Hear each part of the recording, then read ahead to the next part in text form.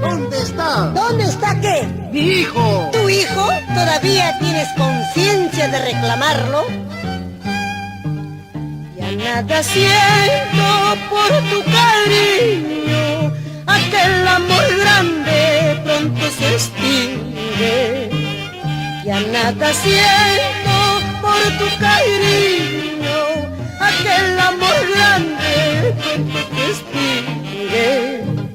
Cuando te marchaste sin darme razones, pensé que moría por tu cariño.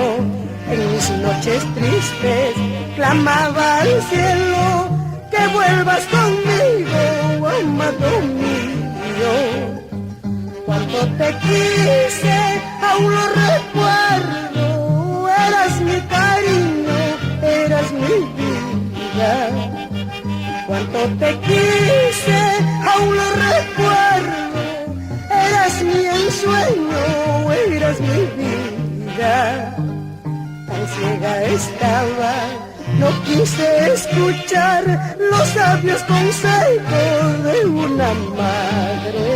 Pero Dios es justo, castiga y perdona a los afligidos y a los soberbios.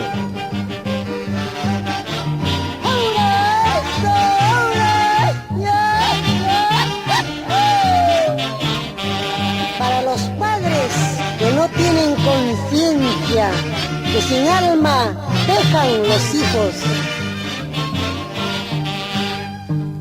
Si tienes aún conciencia, no niegues lo que has dejado.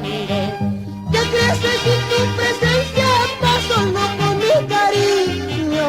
Si un día quisieras verlo, no dudes ningún instante. Es tu retrato andante, la razón de mi existencia.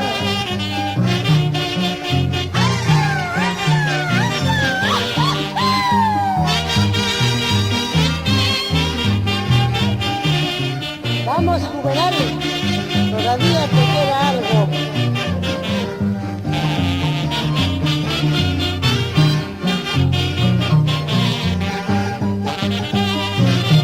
Cuando estés pensando en alguien, piensa en tu hijo antes que en nadie.